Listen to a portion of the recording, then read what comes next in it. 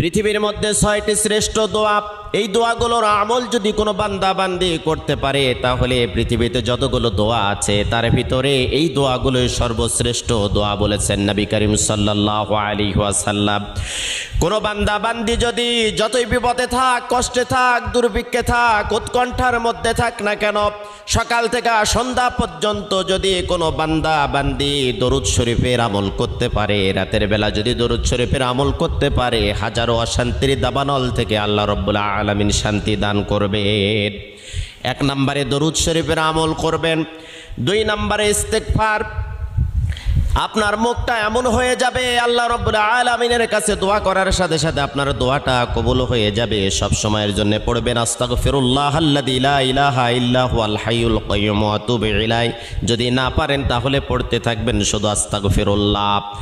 3 নম্বরে আপনি পড়বেন ইয়া যাল জালালি ওয়াল